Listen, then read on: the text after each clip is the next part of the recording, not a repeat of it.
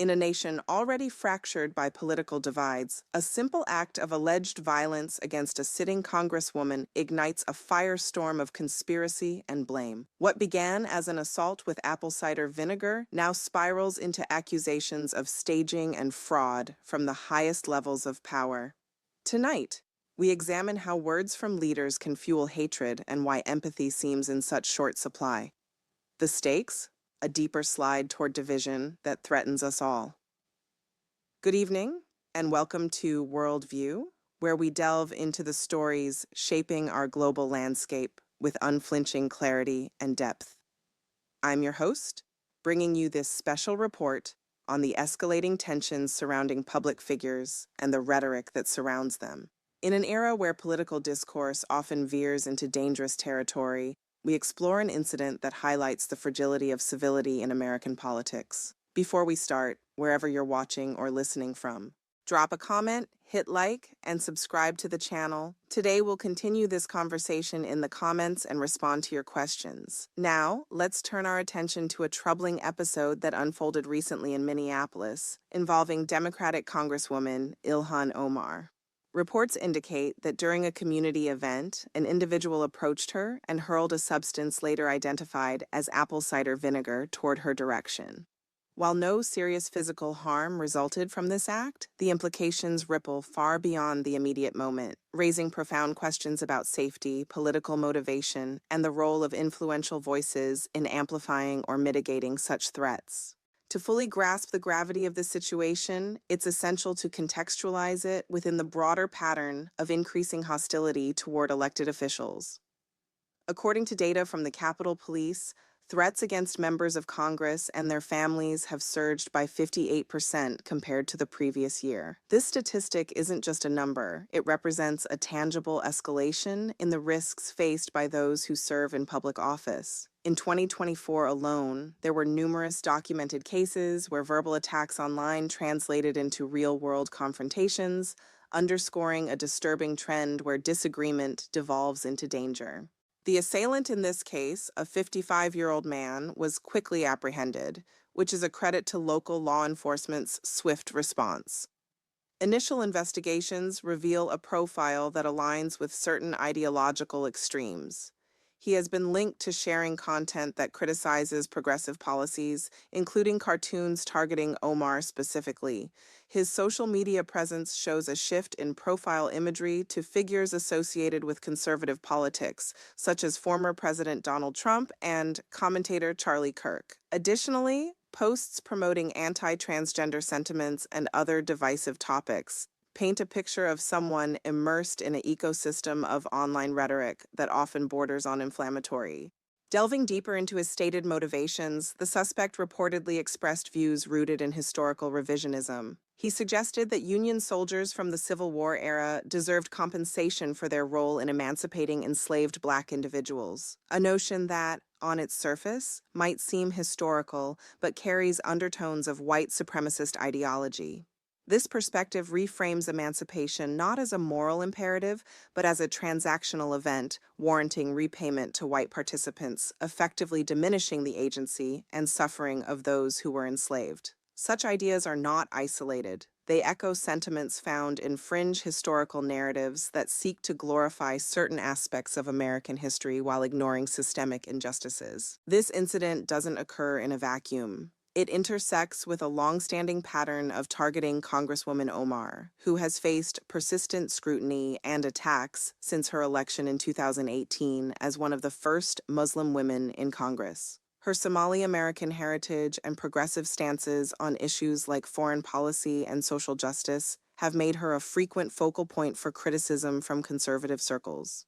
Former President Trump, in particular, has repeatedly singled her out in speeches and social media posts using language that many analysts describe as dehumanizing.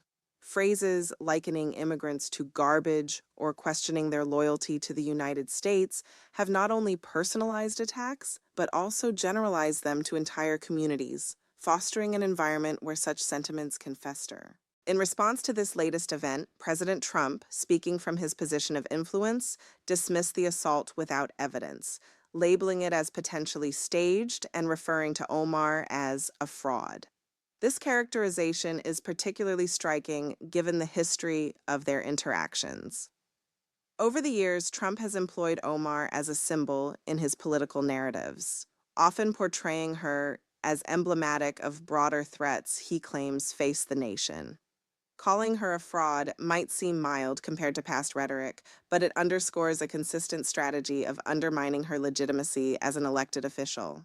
What's especially ironic in this context is the parallel to events during Trump's own presidential campaign. When he survived an assassination attempt, conspiracy theories emerged from various quarters suggesting it was orchestrated for political gain. These claims, while fringe, were not amplified by mainstream Democratic leaders. Instead, figures like the then vice president reached out personally to express solidarity and ensure a thorough federal investigation. The contrast is stark. In one instance, empathy and institutional support prevailed. In the other, skepticism and accusation take center stage. One might reasonably expect that in the interest of de-escalating tensions, especially in a city like Minneapolis, which has its own history of social unrest, a leader would extend a gesture of concern. Imagine a phone call from the White House to Omar's office. We've had our differences, but this kind of act is unacceptable and will ensure a full probe. Such an action wouldn't erase ideological divides, but it could signal a commitment to basic human decency. Yet, based on patterns observed, this seems unlikely.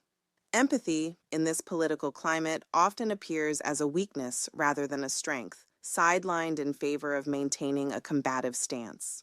Influential voices beyond the presidency have echoed these sentiments. Laura Loomer, a conservative activist with reported ties to Trump's inner circle, publicly described the incident as the most staged thing I've ever seen, calling for an investigation into Omar herself rather than the perpetrator.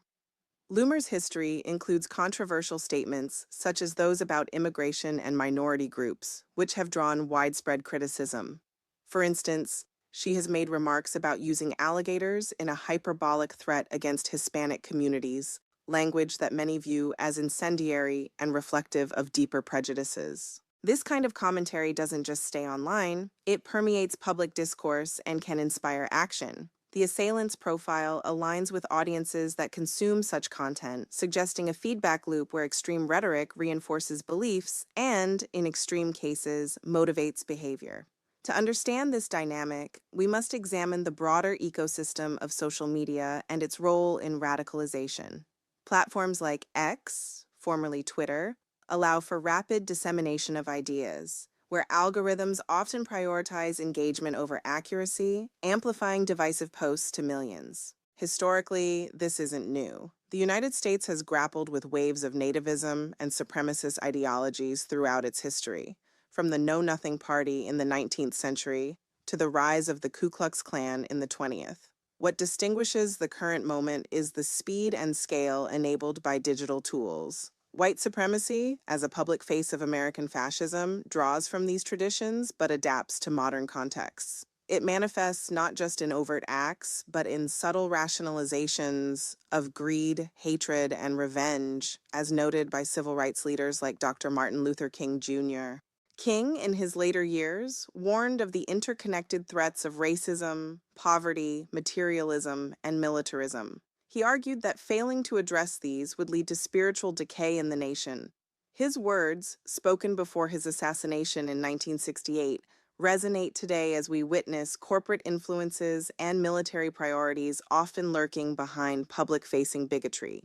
In this framework, incidents like the one involving Omar aren't isolated. They're symptoms of a society sliding toward organized forms of division, where white supremacy serves as the visible emblem, but deeper systemic issues provide the fuel. To bring more perspective, let's consider insights from political analysts. In a segment reminiscent of thoughtful panel discussions, voices like those of Scott Jennings, a conservative commentator, and Joe Borelli, a progressive counterpart, highlight the bipartisan need to condemn violence. Jennings has emphasized that political intimidation has no place in democracy, stressing the importance of accountability. He points out that the assailant's arrest is a positive step, but learning about his motivations is crucial to preventing future occurrences. Borelli, on the other hand, underscores the human element, noting that empathy and sensitivity are often absent in heated debates. He draws parallels to global fascism, where each society manifests hatred uniquely, anti Semitism in Nazi Germany, for example. But in America, white supremacy takes center stage. This analysis invites us to reflect on how leaders' words can either exacerbate or heal these divides. One overlooked aspect is the security challenges faced by elected officials. While high-profile figures like the president receive Secret Service protection, most members of Congress operate without dedicated security details. Events like town halls or community gatherings occur in open venues, leaving them vulnerable to one crazy person, as Jennings aptly put it. Omar herself has credited former Speaker Nancy Pelosi with assigning Capitol Police protection due to elevated threats, a measure not afforded to all.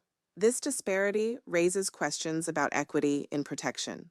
Why do some officials receive enhanced security while others do not? Factors include threat assessments, but persistent targeting by powerful figures can elevate risks disproportionately. In Omar's case, being a visible minority woman in politics amplifies her exposure, as studies from organizations like the Anti-Defamation League show that women and people of color in public office face higher rates of harassment. Expanding on the psychological underpinnings, experts in political psychology note that conspiracy theories thrive in times of uncertainty. Trump's dismissal of the assault as staged taps into a narrative of distrust toward institutions and opponents. This isn't unique to one side. Similar theories emerged post the Trump assassination attempt. However, when amplified by a former president, they carry weight that can normalize skepticism over facts.